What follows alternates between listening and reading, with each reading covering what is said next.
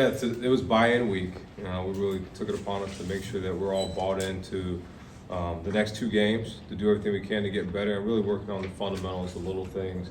Make sure we're all in, and every piece, every no stone unturned, every T crossed, every I dotted, to make sure that we're in a great place. And had some of our best spirited practices.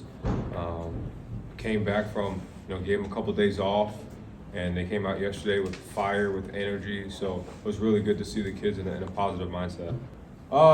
Just in general, I think at this time of the year, especially with our, where we're at record-wise, felt like, we wanted to have that. And it wasn't my decision, it was the captains. The captains had that. So Max Bredesen actually came up with that, so credit to Max. And, we all took it upon ourselves, and it really turned out well. I think it's huge. It's huge for the program. Obviously, playing another game, getting another chance to play with your team, but building on the future, getting more practices. It's like another spring ball for the young guys. It's, more football for the guys that, need to keep getting better at football. So it's huge for us and huge for the program. Yeah, it's part of football now, right? NIL is part of recruiting, and so it's been a huge piece of it. We're just continuing to strive to get the best players that fit us and the best players we can, and we're getting the support that we need to do that. Is the transformational over transactional still a pitch, or is that kind of? Yeah, I think it has to. I think that's just a part of it, because that's just a part of college football and recruiting now. And so you still have to have the attitude that you want to come to Michigan to be transformed into something bigger than just yourself. And for us, it's the support that you get from the boosters isn't just always financial. It's putting you guys in position, whether it's internships or different things, to make sure you can, you have a goal that you want to do, and football's not here forever. What can we do to help you to accomplish that goal? So that support's a big piece of it too. He's still working through it, so we'll see what happens as we go through this week. Yeah, we'll see. I think he gave us some good carries. We'll continue to keep working Kalel in there and Dono, but I think he'll have some touches in there as well. We want to spread it out. So I don't know what the internet says or what that stuff is. I don't read it anymore.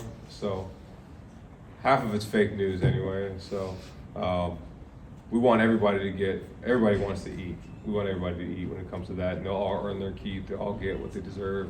We got a great system in place, and that's where I'll leave it at. Your predecessor was concerned about the chemistry if the high school players were coming in with big NIL deals. You're evolving, I know you have to. How do you sell that to everyone? Yeah, it's part of football now. It's part of college football. It's part of recruiting, and I've had great talks with him. So we're all on the same page. Yeah. What's your message been? First one's been Coach Harbaugh. Just continue to strive to get better. He's been through good seasons. He's been through bad seasons, so he's seen it all. John, his brother, talked to him a good bit. Got in text with Mike Tomlin a little bit.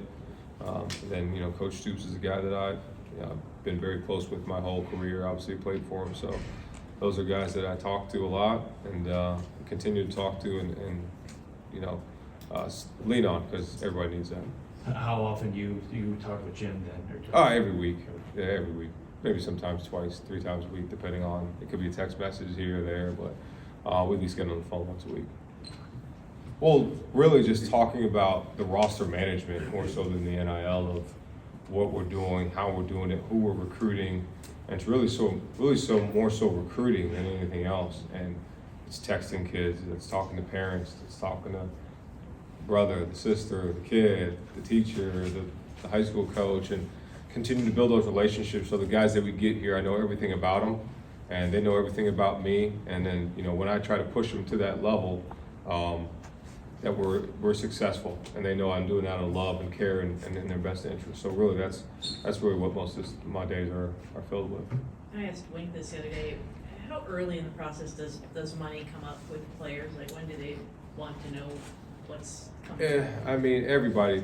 It's a conversation, and it's not really like how much can you give for me. It's just part of the conversation now. It's college football, so we really rely on that not being the conversation with me. I really talk about the football aspect, what we can do, what the university can do, what alumni can do, the education you're going to get, because football is going to end, and you got to have a great education with you. So I think most our recruits here are, they really value that.